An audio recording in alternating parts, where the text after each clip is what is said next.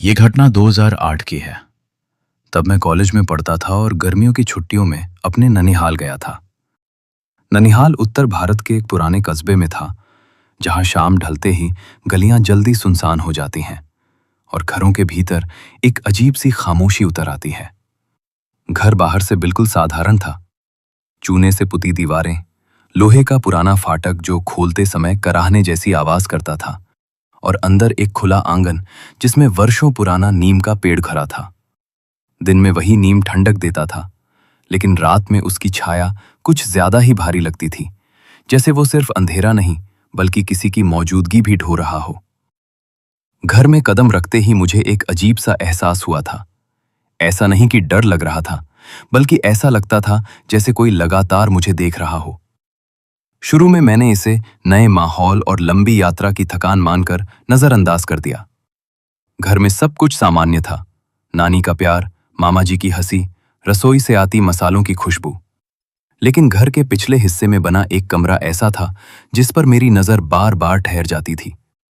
लकड़ी का पुराना दरवाजा, उस पर जंग लगा ताला और दरवाजे के पास रोज शाम जलाई जाने वाली अगरबत्ती।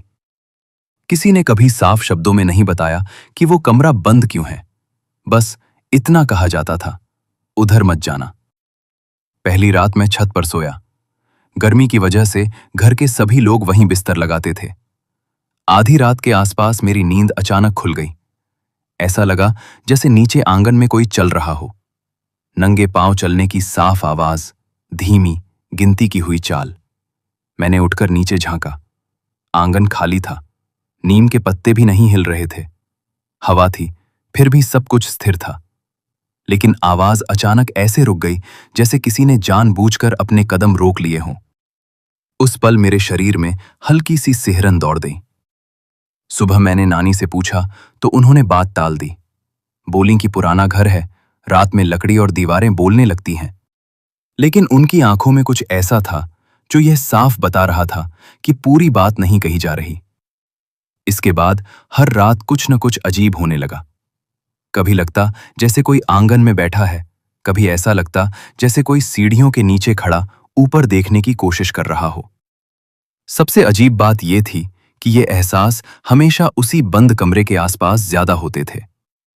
तीसरी रात करीब 2 बजे मुझे किसी के फुसफुसाने की आवाज सुनाई दी।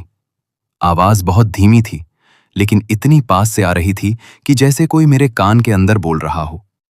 मुझे साफ महसूस हुआ कि कोई मेरा नाम ले रहा है। मैं घबराकर उठ बैठा। छत पर मेरे अलावा कोई नहीं था। तभी मेरी नजर नीचे उस बंद कमरे की खिड़की पर गई। वहां से हल्की पीली सी रोशनी छन रही थी, जबकि मुझे अच्छी तरह पता था कि उस कमरे में बिजली का कनेक्शन ही नहीं है। उस पल मेरे रोंगटे खड़े हो गए और दिल तेज तेज धड़कने लगा। अगले दिन मैंने जिद करके मामा जी से पूछा।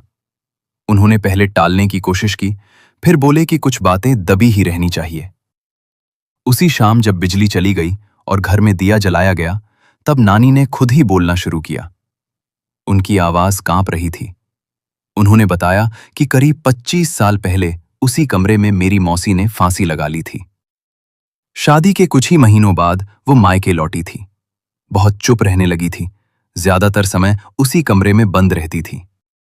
जिस रात उसने जान दी, पूरे घर में किसी के जोर जोर से रोने की आवाज गूंज रही थी, लेकिन दरवाजा अंदर से बंद था। जब दरवाजा तोड़ा गया तो कमरे में सिर्फ उसकी लाश थी और दीवार से लटकती रस्सी। उस घटना के बाद वो कमरा बंद कर दिया गया, ताला लगा दिया गया, लेकिन मौसी की मौजूदगी जैसे उस कमरे में ही अटक गई। कई बार लोगों को लगता कि खिड़की के पीछे कोई खड़ा है। कई बार रात में किसी के रोने या सांस लेने की आवाज आती। नानी ने बताया कि कुछ रिश्तेदारों ने वहां रुकना बंद कर दिया था, क्योंकि उन्हें रात में कोई छूने का एहसास होता था। उस रात मैं सो नहीं पाया। करीब 3 बजे अचानक नीचे से ठक ठक की आवाज आई। किसी ने उस बंद कमरे के दरवाजे पर दस्तक दी थी। बहुत हल्की, लेकिन लगातार। ऐसा लग रहा था जैसे कोई अंदर से बाहर आने की कोशिश कर रहा हो। मेरा गला सूख गया। हिम्मत करके मैंने नीचे झांका, लेकिन वहां कोई नहीं था। अगली सुबह मैंने तय कर लिया कि मैं उस कमरे को खोल कर देखूंगा। बहुत मना करने के बाद मामा जी मान गए। ताला खोला गया। दरवाजा खोलते ही सड़ांध और अगरबत्ती की मिली-जुली गंध बाहर आई। कमरे में एक पुराना पलंग था। दीवार पर अब भी रस्सी का निशान दिख रहा था। सबसे डरावनी बात यह थी कि फर्श पर ताजे पैरों के निशान थे, जैसे कोई अभी-अभी वहां चलकर गया हो। उसी रात न जाने क्यों मैंने उसी कमरे में सोने का फैसला किया। आधी रात के बाद कमरे की हवा भारी होने लगी। ऐसा लगा जैसे कोई मेरे सीने पर बैठ गया हो।